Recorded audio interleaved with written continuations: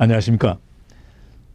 소셜 시큐리티에 대하여 복지 세미나 6번째로 지난 10월 11일에 설명을 드렸는데, 이를 보신 시청자들께서 은퇴 사회보장연금 Retired Social Security를 받는 때를 언제로 하는 게 좋겠느냐는 질문이 있으셨습니다. 오늘 그 시기에 대한 비교 분석을 알아보도록 하겠습니다. 법적 은퇴 연령, 즉 Full Retirement Age는 1943년부터 54년 출생자는 66세, 그 뒤 한 해에 2개월씩, 즉 55년생은 66세 2개월, 56년생은 66세 4개월, 매년 2개월씩 연장되다가 1960년생부터 67세가 FRA가 됩니다. 그러나 본인이 원하면 62세부터 사회보장금을 받을 수 있는데, FRA 때 받는 금액보다 25에서 30% 삭감된 금액을 받습니다. 반대로 70세에 수령하면 FRA 때 받는 금액보다 매년 8% 증액된 24%에서 32% 증액된 금액을 받게 됩니다. 62세 수령하는 경우 일찍 받는 장점은 있지만 두 가지의 단점이 있습니다. 첫째는 앞서 말씀드린 바와 같이 삭감된 금액을 수령한다는 것이고, 둘째는 수입이 일정 금액을 넘으면 받고 있는 은퇴연금의 수령 금액이 줄어든다는 것입니다. 법정 연령이 그 이하일 때에는 연금을 수령하면 2021년 규정에 보면 연수입 18,960불 이상이 되는 거에 대하여 2불의 은퇴연금 1불이 삭감됩니다. 법정 연령에 해당되는 당해년도에는 이 규정이 높게 책정되어서 5250불이 되며, 이보다 수입이 높으면 그 차액에서 수입 3불에서 은퇴연금 1불의 비율로 삭감이 됩니다. 예를 들면 1956년생 홍길동 씨는 금년에 65세가 되고 내년이면 66세 4개월이 되어서 FRA에 해당되지만 62세 때 은퇴연금을 이미 수령하고 있었습니다. 매월 1,000불씩 1년에 12,000불을 받고 있는데, 파타임으로 일한 수입이 발생해서 24,000불이 수입이 있었습니다.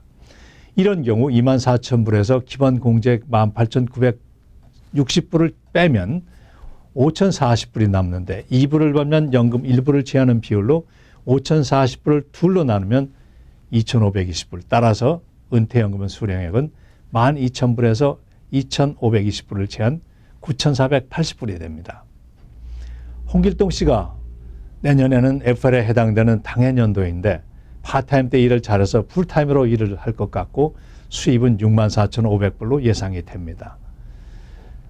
당해년도의 규정은 기본 공제액이 5250불로 수입에서 공제액을 제하면 14,250불이 남는데, FRA 당해년도에는 3불을 벌면 1불을 제하는 비율로 14,250불을 셋으로 나누면 4,750불이 됩니다. 내년도 은퇴연금 수령액은 12,000불에서 4,750불을 제한 7,250불을 받게 됩니다. 그러나 이제 66.4개 FRA를 지나면 기본 공제액이 해당되지 않고 수입에 무관하게 12,000불을 계속 받게 됩니다. 한편 그동안 그 수입을 통한 사회보장금을 지불한 것이 가산돼서 은퇴연금은 12,000불보다 조금 높은 금액을 수령하시게 됩니다. 60세에 수령하는 것과 70세에 수령하는 것 중에 어떠한 것이 유리한 것인가는 개인의 수입, 건강을 고려하는 것이 좋습니다. 수입이 있다면 굳이 62세에 수령할 필요는 없습니다. 건강은 은퇴연금 받는 시기에 중요한 결정 요인이 될 수 있습니다. 일반적으로 1950년생이 앞으로 살 수 있는 기대 수명은 그 평균을 볼 때 남자는 84세, 여자는 87세로 보고 있습니다. 1960년생의 경우 남자는 85세, 여자는 88세로 봅니다. 1960년생이 FRA 때 받을 사회보장금을 예를 들어서 1,000불이라고 가정했을 때 62세에 받을 때와 70세에 받을 때 실제 금액을 비교해 보면, 남성의 경우 62세 때 수령하면 월 700불을 276개월간 받으면 193,200불을 받고, 70대 수령하면 1,240불을 180개월 동안 223,200불을 받아 약 3만 불을 더 받게 됩니다. 여성의 경우 남성보다 평균 3년을 더 살아서 62세 때 수령하면 21만 8,400불이 되고, 70대 수령하면 26만 7,840불로 49,440불을 더 받게 됩니다. 큰 차이는 없지만 건강에 자신이 있는 경우 늦게 받는 것이 이득이 될 수 있다고 봅니다. 그러나 건강에 자신이 없거나 생활에 소셜시큐리티가 필요하면 70세 이전에 신청하는 것이 현실적인 선택이 될 것입니다. 다음 시간에는 소셜시큐리티의 다른 혜택들을 살펴보고 특히 배우자를 중심으로 어떤 혜택들이 있는지 알아보도록 하겠습니다. 안녕히 계십시오.